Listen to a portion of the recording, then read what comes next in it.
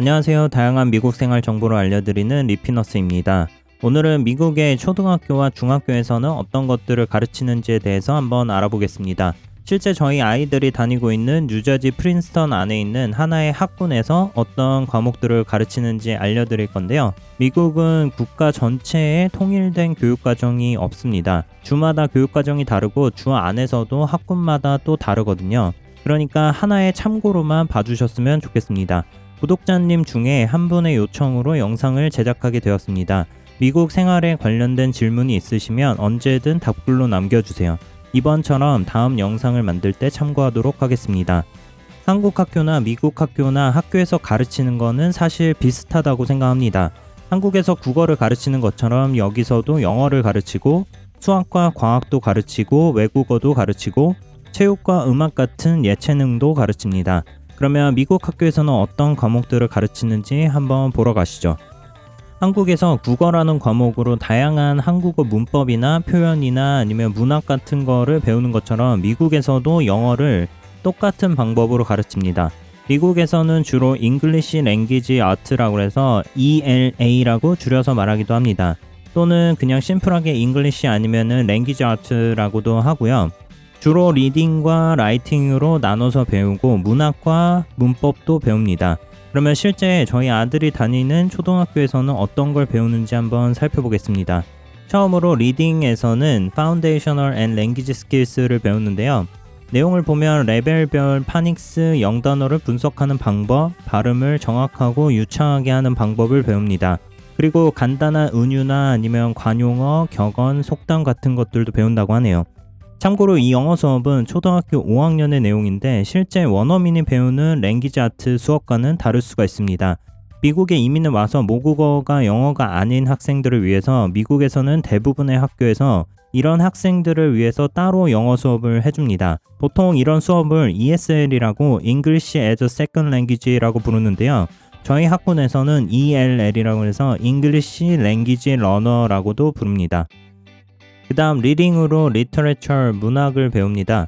문학적인 글을 이해하고 자신만의 영어로 요약을 하거나 아니면 주인공 배경, 설정, 사건, 주제 같은 다양한 스토리들의 요소들을 배웁니다.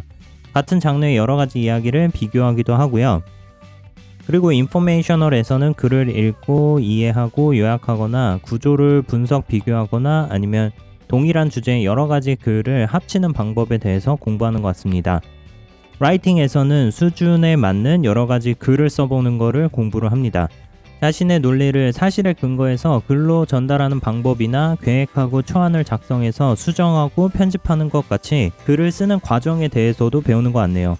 그리고 여기서 영어 문법이나 아니면 구두점, 철자법 같은 것들도 배웁니다. 뭘 배우는지 수업에 직접 들어가 보지는 않았지만 상당히 힘들 것 같네요. 딸이 다니는 중학교에서는 수업의 세부 내용이 없었는데 학년에 맞는 비슷한 과정을 배울 것 같습니다. 그 다음은 수학입니다. 초등학교는 그냥 Mathematics 또는 Math라고 하고요. 중학교는 좀 다른데요. 중학교부터는 수학이라는 하나의 과목으로 배우지 않고 수학의 여러 가지 분야 중에서 하나씩을 배웁니다. 딸이 올해 8학년인데 이번 학년에는 알지브라만 배우는 것 같네요. 한국어로는 대수학 정도일 것 같은데요. 사실 알지브라 대수학 말고도 지오메트리, 기하학이나 아니면 스태티스틱스, 통계학 같은 다른 수학 분야도 공부합니다.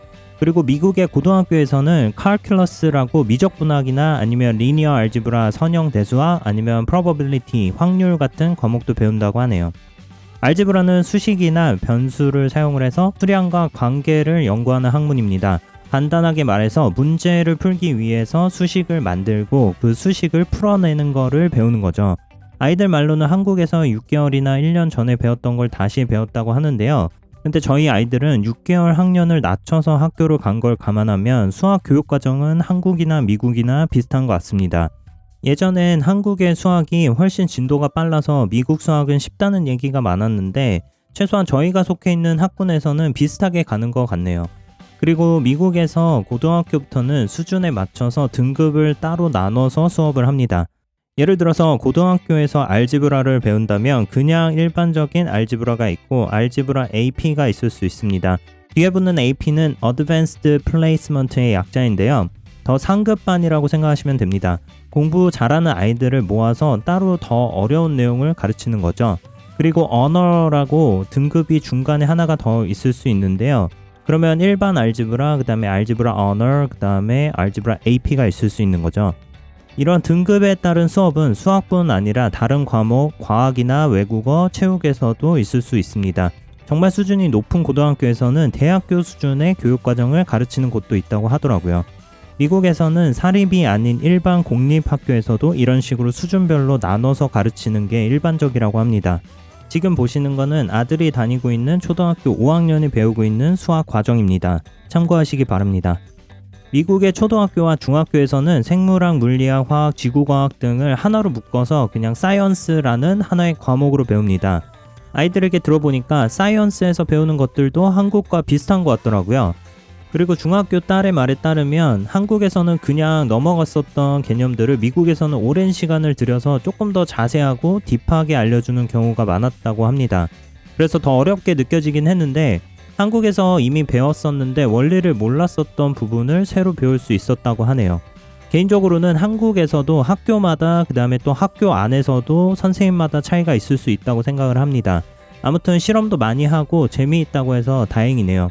고등학교는 수학과 마찬가지로 분야별로 따로 가르치고 수준별로 나눠서 가르칩니다. 여러 번 말씀드리지만 오늘 말씀드리는 미국 교육과정은 저희가 속한 학군에서 이렇게 가르치고 있다는 것 뿐이지 미국 전체에 대한 내용은 아닙니다. 이 외에도 학군에 따라서 환경과학이나 아니면 생태학이나 유전학 같은 거를 가르치는 곳들도 있다고 합니다. 우리나라에서는 사회일 것 같은데요. 소셜 스터디스라는 과목에서는 역사, 지리, 경제 같은 것들을 배웁니다. 아이들이 가장 어려워하는 과목인데요. 수학이야 아직까지는 제가 가르쳐 줄 수도 있지만 이 소셜 스터디스에서는 중학교 딸의 숙제도 정말 도와주기 힘들더라고요. 미국과 세계 여러 나라의 역사나 아니면 여러 가지 나라들의 문화, 여러 가지 종교에 대해서도 공부를 하는데요. 제가 지금 공부를 해도 상당히 어렵겠다고 생각했습니다. 게다가 영어도 아직 너무 어려운 아이들에게는 정말 어려울 것 같았어요. 초등학교의 소셜 스터디스 과목에서 어떤 것들을 배우는지 한번 확인해 보면 다음과 같은 것들을 배운다고 하네요. 지역 사회와 글로벌 이슈에 대해서 고민을 해보고 설명하는 것도 연습을 하고요. 여러 가지 사실 증거들을 바탕으로 결론을 도출하는 방법도 배우는 것 같습니다. 의사소통을 할 때 일반적으로 청중이 무엇을 원하는지를 이해한다고 하는데 이거는 유튜브 채널을 운영할 때도 도움이 될 것 같은데 저도 배우고 싶네요. 소셜 스터디스까지가 메인 과목이라고 생각을 하시면 되고 그 나머지로 체육, 음악, 기술, 외국어 같은 것들을 가르칩니다. 미국에서는 체육을 상당히 많이 강조하는 편인데요. 헬스랑 그 다음에 피지컬 에듀케이션이라고 PE라고 하는 두 과목이 있습니다. 이 외에도 방과후 수업 대부분이 농구, 축구, 테니스 같은 스포츠를 하나씩 배우고요. 헬스에서는 건강과 관련된 개념에 대해서 배운다고 합니다. 건강을 지키려면 어떤 것들을 해야 하는지, 어떤 것들을 하면 안 되는지 같은 것들을 배우는 것 같고요. 그리고 PE라고 하는 피지컬 에듀케이션은 우리나라의 체육 시간과 같다고 생각을 하시면 되는데요. 다만 중학교부터는 학교 내에 짐이 있어서 벤치프레스 같은 근력 운동 기구들을 사용하는 방법도 배운다고 합니다. 우리나라 같으면 퍼스널 트레이닝 PT를 학교에서 배우는 건데 약간 신기하더라고요. 그리고 음악, 뮤직은 밴드랑 코러스, 오케스트라로 반을 나눠서 배웁니다.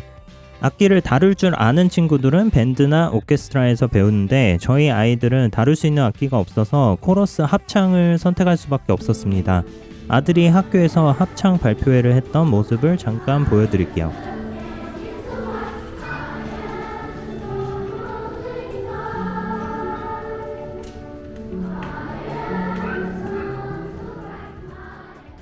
그리고 테크놀로지라고 프로그래밍도 배우는데 블럭으로 쉽게 프로그래밍 개념을 배울 수 있는 블록 프로그래밍을 쓰더라고요. 그리고 중학교에서는 여러 가지 과목 중에서 몇 가지를 골라서 들을 수 있는데 다른 컴퓨터 그래픽 수업을 듣고 있습니다. 사진 편집이나 영상 편집 프로그램을 사용하는 방법을 배우는 것 같습니다. 그리고 월드 랭귀지라고 해서 외국어를 배우는데 중학교에서는 스페니쉬, 차이니스, 그 다음에 저먼, 프렌치를 배울 수 있었는데 ELL 수업을 듣는 아이들은 월드 랭귀지를 고를 수가 없고 대신에 ELL 수업을 듣습니다.